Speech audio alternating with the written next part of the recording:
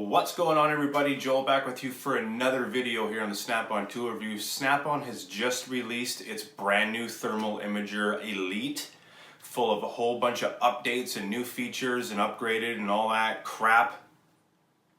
Or has it?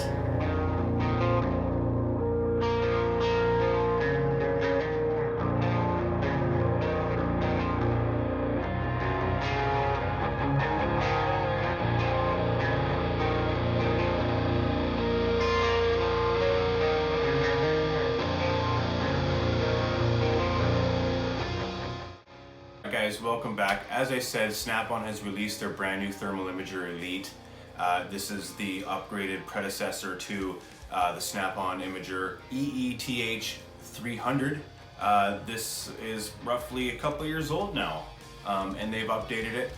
The new one is now EETH 310 if you're looking for it online. Well, we're going to go over some of the features and the price points and all that kind of stuff. So let's get into the video.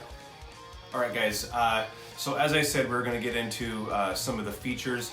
Up here is going to be the EETH 300 next to the EETH 310. Sorry. I'm going to show you. You can actually see the pictures. I have one in my hand right now. Well, this is the EETH 300. I bought this last year. It's been a really great tool, but they did update it. Of course, just like everything in the world that's technology-wise, it gets better, it gets more advanced. And again, I said, or hasn't been, because there's a whole list of new features for the new Thermal Imager Elite, but it hasn't really been upgraded all that much. I'm gonna run these down for you really quick here. The Thermal Imager EETH 310, the Elite, has a 4.3-inch screen. This has a 3.5. Body-wise, nothing else has changed. It's just a little wider. Other than that, the screen resolution is exactly the same. 320 by 240 resolution, 9 times a second refresh rate, and this has the exact same refresh rate. To me, it takes a long ass time to refresh. It is one of the most annoying things about this thing, when you're actually trying to point at something and then it refreshes, screen freezes and all that kind of shit. So I'm assuming that the Elite's going to do the same thing. I haven't seen it, I haven't held it in my hands, I haven't played around with it yet. So that's coming. I can only give you the statistics that are online and available information about this. Both have a 4-hour runtime on one charge, and they're both built almost identical. They have this nice rubberized grip, the triggers on the back, and the screens in the front, and it's got a whole database full of good images, bad images, what you should be looking for when you're looking at, say, an overheated circuit or a worn bearing or whatever. It's all in there for you guys to see.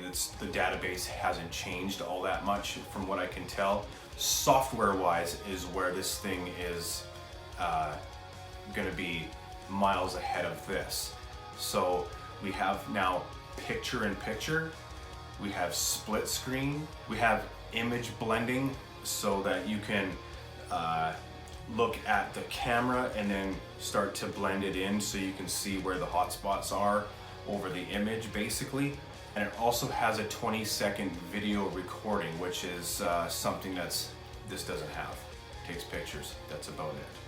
Now, one of the biggest added features, aside from the split screen, basically a dual camera lens setup, is the Wi-Fi connection. So you're going to be able to upload all your good images or bad images, whatever you have, to altusdrive.com. It's going to be stored on a cloud. You're going to have to set up an account with them, and then you should be able to go through other people's images as well. But your images are all going to be stored on this cloud, and which is great for a database backup and to build a bigger database of things that you should be looking for in the field that other technicians have come across, which is, I think, a pretty fantastic feature.